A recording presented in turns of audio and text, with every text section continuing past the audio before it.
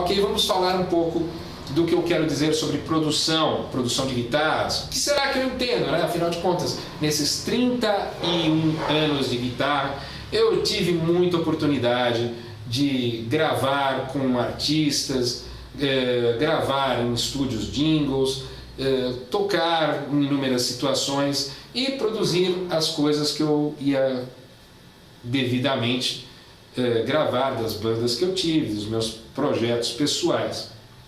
Ok, cada situação te coloca numa série de caminhos e escolhas.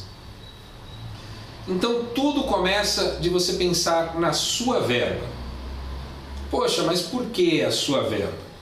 Se você vai fazer uma pré-produção, se você vai fazer na sua casa, se você vai fazer num estúdio, se você vai fazer, você tem que pensar em primeiro lugar por onde você vai fazer, o que você vai fazer, qual é o caminho inicial, qual é o tipo de som que você vai fazer, porque você tem que pensar, poxa, eu vou fazer um som como? Vai ser um som que vai precisar ter uma certa naturalidade, vai ser um som muito editado, como é que é?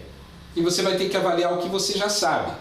O que eu conheço, será que eu vou participar da produção? Pô, se eu não sei nada, eu tenho que chamar alguém que saiba, eu tenho que pagar um produtor, ou, de certa forma, ter um engenheiro de som que compreenda o que eu falo, ou ter os dois, um bom engenheiro de som e que entenda o que eu quero, e também um produtor que saiba traduzir as minhas ideias e anseios, ou ainda aquela coisa, se você sabe muito bem o que faz, você pode fazer na sua casa, mas aí existem as opções, e aí vem aquela questão, escolhas, as escolhas, se você vai gravar em linha, se você vai gravar com plugin, se você vai gravar com multi-efeito em linha, se você vai gravar com multi-efeito plugado, uma via em linha e uma via indo para o ampli, gravar uma via do ampli, se você vai gravar com um multi-efeito plugado só no ampli e aí o microfone só na boca do falante, se você vai gravar só o ampli e o microfone só na boca do falante, se você vai gravar ou com multi-efeito no ampli ou com só o ampli, microfone na boca do falante, e se o ampli é aberto atrás, você vai ter um ali atrás também para pegar o recuo do som. Se você vai pegar e você vai botar um microfone na boca do falante, outro um pouquinho mais atrás, outro microfone na ambiência da sala, tudo depende. E aí vem algumas escolhas que as pessoas não sabem fazer, porque elas começam a entrar em fórum na internet, começam, nossa, porque eu ouvi falar que o cardioide, que o semicardioide, que tem um jeito mais fácil, que você mesmo sem saber o nome, a função, se você é muito iniciante, muito cabação na questão de gravação, já fica interessante. Pensa assim, você vai visitar o estúdio e você vai pensar, se eu vou gravar num estúdio, ou mesmo se você tiver uma sala assim, eu vou microfonar na sala da minha casa. Se você vai fazer alguma coisa assim num primeiro momento, primeira escolha que você tem que fazer é, meu Deus, vale a pena o ambiente dessa sala? Realmente o som que está saindo aqui é o que eu quero? E mais, existem lugares, estúdios, softwares, que às vezes você grava as coisas ali no ambiente e você está ouvindo um som no ambiente e quando chega ali no software é outro, porque a escolha de microfone não foi legal, os cabos não são legais. Olha, gente, vocês esquecem direto, tá? Não é só uma propaganda porque eu uso os cabos da Tia Flex, mas é interessante que vocês usem bons cabos, sim. Porque o que acontece? Vamos pegar esse tal, os cabos Tia Flex, porque são os cabos que eu uso. Você pega, você vai usar o cabo numa gravação. Se o cabo não tá legal, cara, ele vai te roubar som. Então todo aquele som maravilhoso que você está querendo ali na tua gravação não vai estar ocorrendo. Comecem a raciocinar com esse esse foco, beleza? Então vamos lá, vamos pensar que você precisa realmente iniciar um trabalho, então você vai se fazer essas perguntas: o ambiente vale a pena? E o lugar, ele não mente na captação? Poxa, mas tem lugar que mente na captação pra caramba, muito. Por quê? Porque, olha, eu por exemplo, eu tenho um estúdio de um conhecido meu, que eu fui uma vez, e o cara falava, não, ó, porque só fulano ou ciclano sabe tocar no clique aqui. Eu nunca errei no clique na minha vida, e eu tive a nítida impressão que o clique dele, quando vai pro fone, vai desincado com o Pro Tools. E eu tive alguns outros estúdios que eu vi que realmente a coisa, o MIDI dele não está certo, mas porque ele não se preocupa, não faz muita coisa exatamente desse jeito, então dá uma impressão que está um pouco adiantado, em algum lugar aquilo mente. Mas não dá, você não debate. Se a pessoa não quer tua ajuda, ou também você não tem a solução, puta, porque cada estúdio é uma coisa, cada situação é uma coisa, você não tem a solução, você não sabe como está montado, você não vai abrir a boca, né? Diz respeito à ética e profissionalismo. Infelizmente, rolou de eu ter presenciado isso. Para vocês terem uma ideia de como funciona a minha cabeça com clique, durante a gravação da minha videoaula Total Guitar, eu estava na técnica, estava rolando o playback, eu estava tocando junto. Aí, para regular a guitarra, abaixaram, eu continuei tocando. Quando subiram o playback, tipo minutos depois, eu estava junto, abaixaram, aí subiram, abaixaram. Aí teve uma hora que o engenheiro de som fez assim. Aí eu não entendi, porque eu não tinha me tocado. Ele falou, cara, eu sumi com o playback inúmeras vezes e você está tocando sincado com a música. Caramba! Não acreditam? Daniel Neves, da Música e Mercado, estava lá no dia. Ele pode confirmar que realmente isto ocorreu, tá? Então é assim, eu sou muito centrado quando eu estou gravando, e isso também é importante. Então, se você, meu caro amigo guitarrista, quer começar a gravar, seja muito bom no seu estudo com a guitarra, com o metrônomo. De preferência com um metrônomo perfeito e digital. Ah, tem aquele lá é legal, tal, ele tem um certo, aquele clique lá mano, é bacana para estudar também, mas o que vai pegar é o metrônomo digital, aquele do computador mesmo, aquele com clock, aquele sincado mesmo, que você vai tocar junto da técnica. Na técnica você vai tocar junto com esse metrônomo.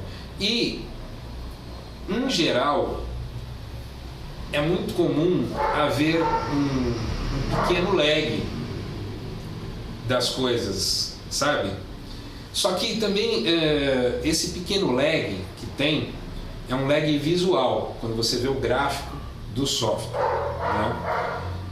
Então, quando você estiver estudando com um metrônomo na pré-gravação das coisas, no tudo, e ficando bom na sua gravação com o metrônomo, você tem que prestar atenção na abertura de cada cabeça de compasso, se você realmente está ali. Existe um percentual pequeno que pode ter uma certa flexibilidade para deixar passar, e outro que tem que ser exato. Infelizmente, isso é coisa de brasileiro, tá, o que eu vou falar. Tá tendo uma espécie de tudo é autotune e tudo é editar. Você pega, o cara grava, ele grava 4 linhas para a guitarra ficar bojudona, e aí escolhe-se um trecho daquilo para editar e ficar repetindo.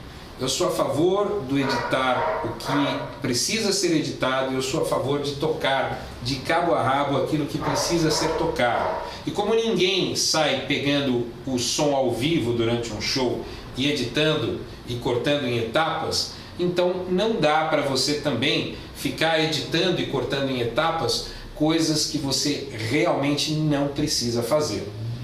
Eu quero que você que está aí me assistindo tenha a vontade e a força de vontade de ficar cada vez melhor em gravar com clique, em gravar com metrônomo e, às vezes, bater o pé e fazer a música acontecer para você ter swing, para você ter rítmica.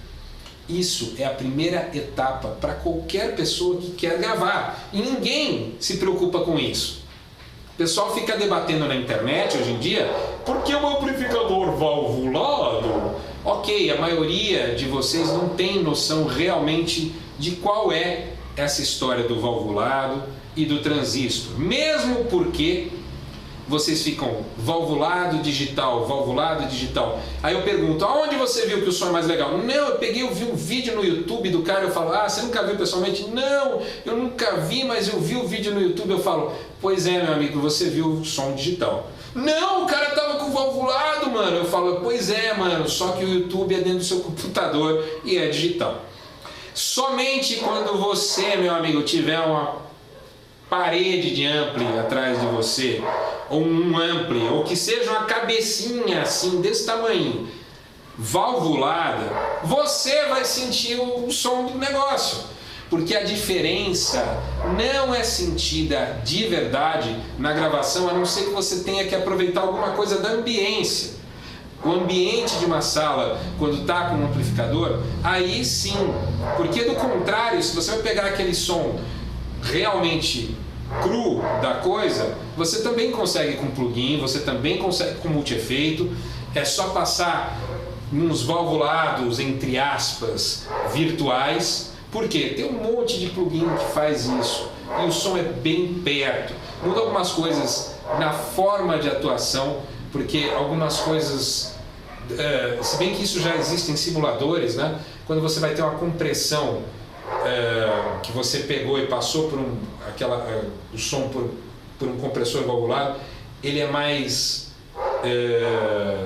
ele cria, quando você está olhando os gráficos ali, ele cria uma coisa mais suave, enquanto o digital ele dá uma paulada em cima, já deixa a coisa meio reta, né? Mas tudo que você ouve de som, principalmente se você toca metal e toca som alto pra caramba, é meio essa vibe aí. Só que você tem que saber tudo isso. Você tá vendo? A gente só não citou sequer como ter os procedimentos, só estamos falando das escolhas. E só nas escolhas já tem um monte de coisas, e tem uma coisa que se você não for bom, mas eu tô aí querendo criar o meu setup. Pois é, você está preocupado com o seu setup, você toca com metrônomo? Não, então você está errado. O metrônomo, você tem que estudar de duas formas, como eu disse. Na verdade, 3. Eu diria que é bem melhor se você estudar dessas 3 formas. Estude o metrônomo com um metrônomo. Pode ser analógico, que é aquele que fica, vamos dizer analógico, né? Porque é aquele de cordinha e o de computador, os dois tipos, tá? Aí você estuda na segunda maneira, com o teu metrônomo interno, para você ter o seu swing e a forma de reagir ao clique, né? Você tem que reagir aos cliques e aos beats, né? E com loopings de bateria, sabe? Para você saber tocar aproveitando das rítmicas vamos dizer assim, desses loopings, desses presetinhos assim que costumam ter nesses programas que tem, né, os loopings que você pega o Acid, às vezes tem um monte de looping de batera, você vai lá e seleciona, ou você pega, a Zoom tem nos equipamentos, tem as baterias que tem vários ritmozinhos já programados, você ainda altera a velocidade, aí você pode tocar com looper. É muito bom para você desenvolver a sua exatidão. E antigamente tinha isso? Lógico que não, cara. Putz grilo, não tinha nada disso, tá? Hoje em dia, toda a mídia ela é voltada para a mídia digital. Então você vai começar vou fazer o som da minha banda, eu vou fazer o som de não sei o que lá e tal, cara, não importa o que você vai fazer, velho. Na hora que você for gravar, vai se gravar num software. Ah, mas vai gravar em rolo também. Beleza, a mixagem vai ser feita toda em rolo e de lá vai ou para fita cassete ou para vinil? Não, bicho, não vai. Então, se vai do rolo para o computador, continua sendo mídia digital. Como hoje tudo é mídia digital, você tem que pensar, bom, eu vou fazer um CD, não vou fazer um CD, isso aí vai virar um videoclipe no YouTube, isso aí vai ser... E aí, vai virar o quê? Vai viralizar como? Hoje em dia a gente nem fala vai ser distribuído como, vai viralizar como, né? Você quer fazer o que exatamente com isso? Você tem que se fazer essas perguntas, você tem que se fazer, bom, eu vou ganhar em que parte deste projeto?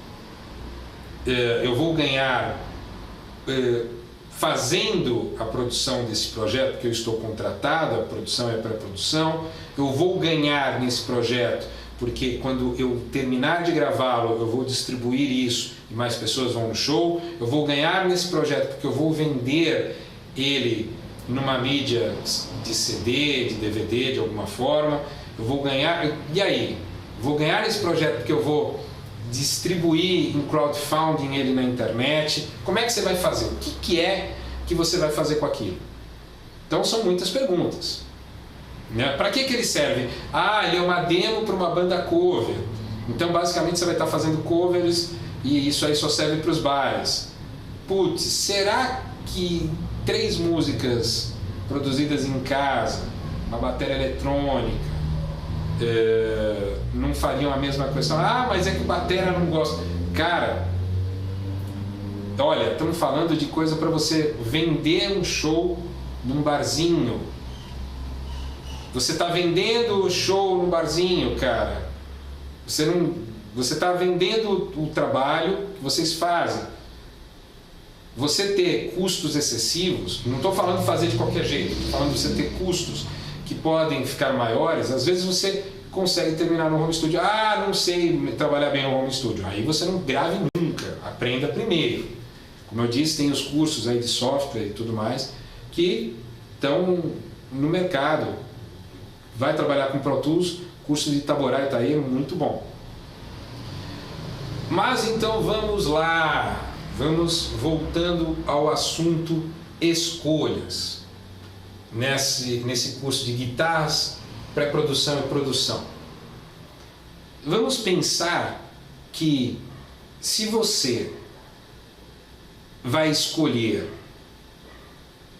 gravar microfonado ou em linha, você ainda tem que escolher o tipo de, vamos dizer, como que eu vou explicar? Tipo de som de guitarra que você vai ter ali. Porque nem sempre, isso é meio difícil explicar, nem sempre o som que você gosta é o som que você grava.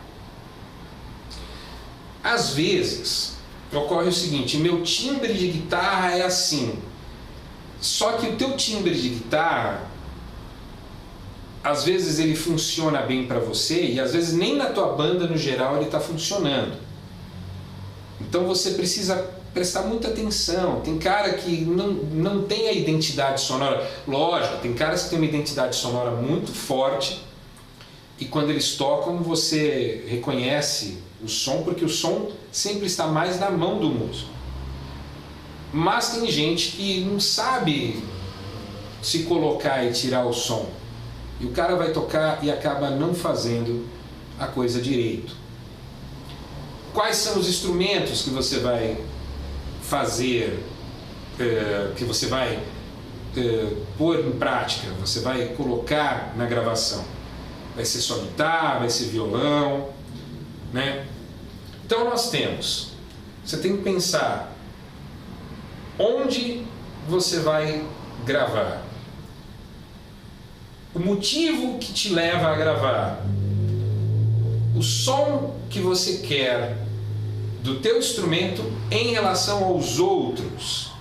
Como é que faz isso? Putz, lógico, você tem que ter uma série de fatores, como por exemplo, bom, a banda, eu quero que ela soe bem grande, eu quero que ela soe monstruosa, quero que seja uma banda que soe pesado. Ok, se você quer isso, você tem que ver exatamente como você vai fazer essa captação para que ela soe pesado, para que ela soe grande, para que ela soe realmente como deve. Então, não, eu quero que ela tenha dinâmica. Vamos falar do disco da Alanis Morissette, aquele, acho que é Jagged Little Pill, aquele que foi o que tinha Hand in My Pocket, tinha uma série de músicas. É um disco com muita dinâmica. Muita dinâmica. Ele não tem essa cara do achatamento. Ele tem um trabalho com toda uma dinâmica. E aí você está falando em trabalhar com o compressor de uma forma mais sutil, você está falando de um monte de outras coisas. Então vamos lá.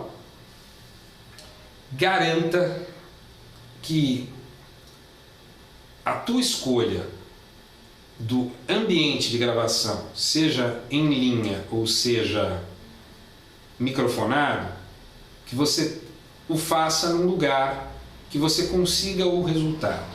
Como é que você vai fazer isso? Se vai fazer na sua casa e você tiver um lugar bom para microfonar, você já teria que ter experiência com isso. Vai fazer num estúdio. Vai fazer num estúdio, ouça os trabalhos dessas pessoas. Tenha ali aquela coisa, nossa, eu ouvi,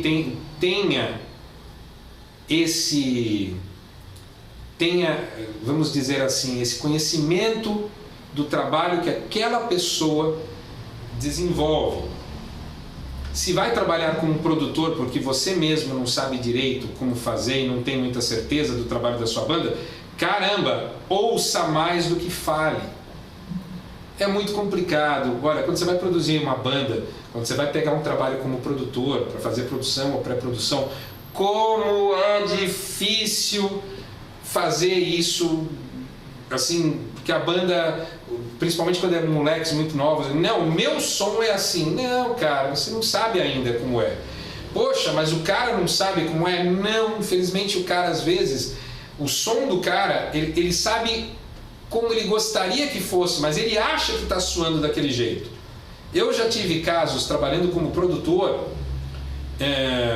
eu peguei uma banda que os caras falaram, nosso som é meio Van Halen, e os caras tinham uma música enorme, cheia de coisas, assim, eu falei, não, bicho, isso aí você está querendo virar Dream Theater, não é meio Van Halen. Pô, meu, mas é claro que é. Não, não é. Nós vamos ter que mexer em tudo, muda tudo, porque não vai funcionar.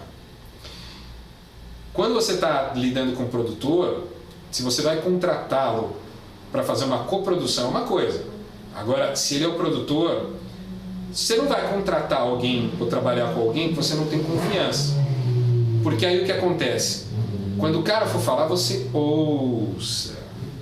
Por quê? Porque se você o pegou, é porque ele sabe mais que você, né? Senão, você não ia pegar ele para ser o seu produtor. Beleza? Então, confie na produção que a pessoa vá fazer se você o pôs nessa situação de produtor.